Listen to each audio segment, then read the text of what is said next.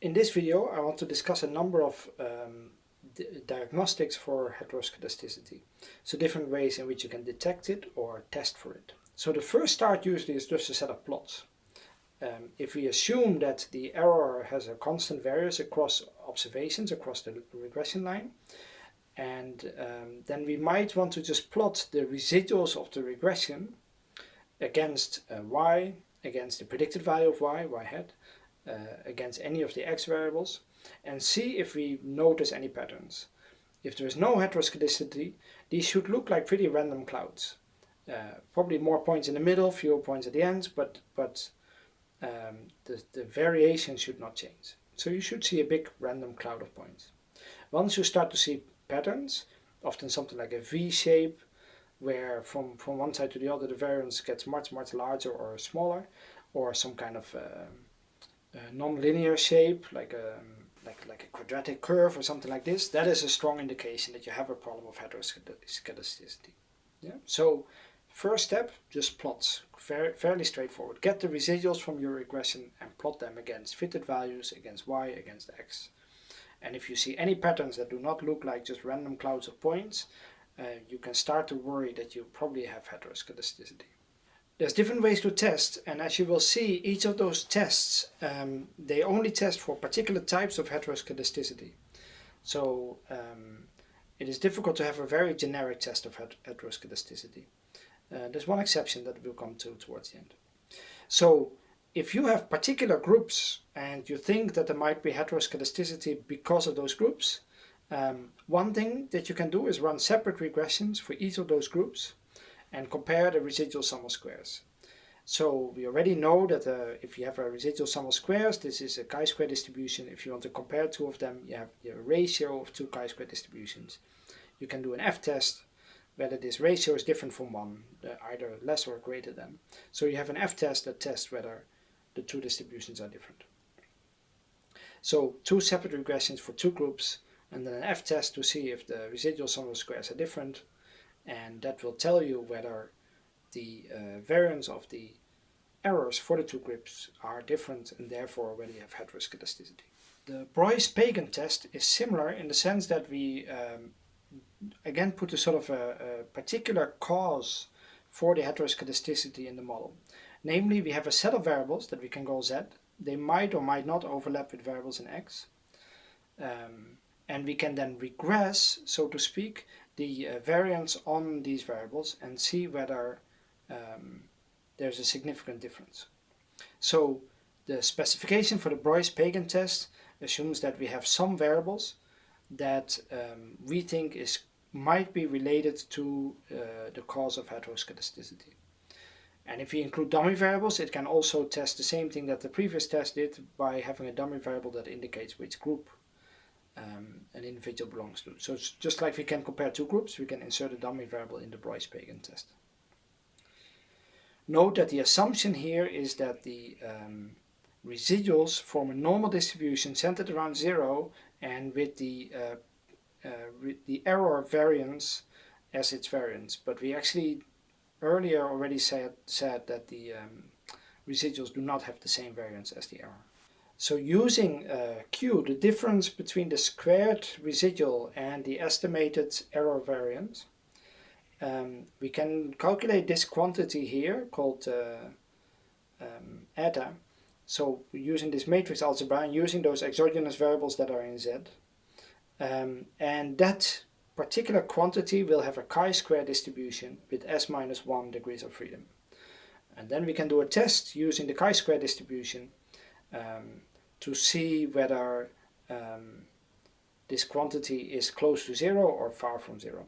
Yeah, so the null hypothesis would be that all these individual residual squared are not too far from the average estimated error variance. If they are far from it, based on these z variables, then we get a greater distance, q will be larger, eta will be larger, and you will reject the null that we have a constant variance. So here's a simple slide that shows how to do this in R using the LM test linear model tests library package. And if you do not specify any exogenous variables, then it will just use x. So it will use all the variables x that were used in the model to also explain the variance in the residuals.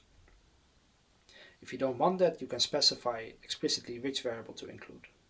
So we can use Breusch-Pagan to look at the relationship between specific variables or the fitted predictions and the error term to see if there's any relationship.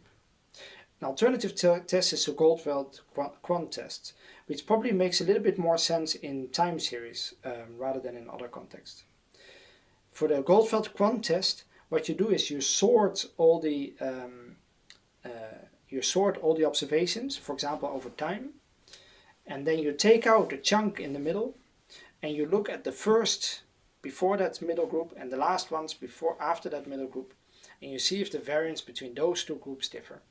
So the idea is a little bit that the variance over time might be slightly gradually increasing or gradually decreasing, and the difference between over time might be relatively small. But if you really look at only the earlier observations and only the very late observations, you might see a starker separation and therefore have a stronger test to see if there is heteroskedasticity.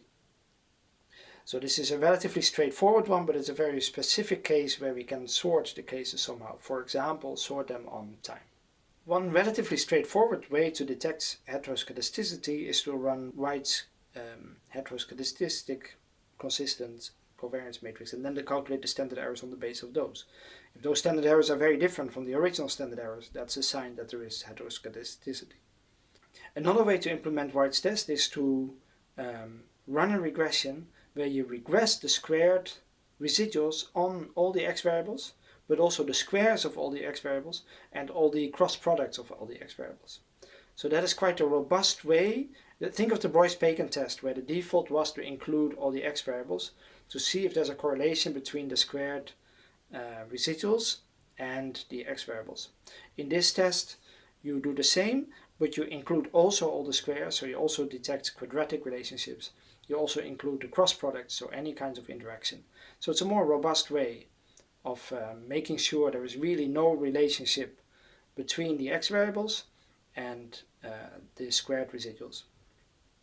Again, the squared residuals being taken as a proxy for error variance for each observation. And then this r squared will have a chi-square distribution, so we can do a test whether the r squared is significant or not. And you can implement this in R by simply using the Breusch-Pagan test and use this particular specification. So the bottom line is we have a number of different tests to test for heteroskedasticity, but you might have noticed that they tend to have a very specific idea what the relationship might be. It might be about two separate groups. It might be about a set of additional variables we think are related to the heteroskedasticity. It might be either the independent variables themselves that might be related. We might some linear relationship between the independent variables and the residual variance, or there might be some relationship that is not linear but that includes the squares or interaction effects between the x variables and the estimated variance of the errors. But so all those tests, they work fine, but they work fine given a particular type of heteroskedasticity. They don't work in general.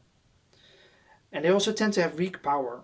So that means that weak power means it needs a lot of evidence before it rejects the null hypothesis. So it's not so easy to detect heteroskedasticity. In many cases, and as I said earlier, many colleagues recommend this, it might be a better idea to just always use heteroskedasticity consistent estimators for the standard errors. Just make a habit of using HC3 instead of the default OLS standard errors.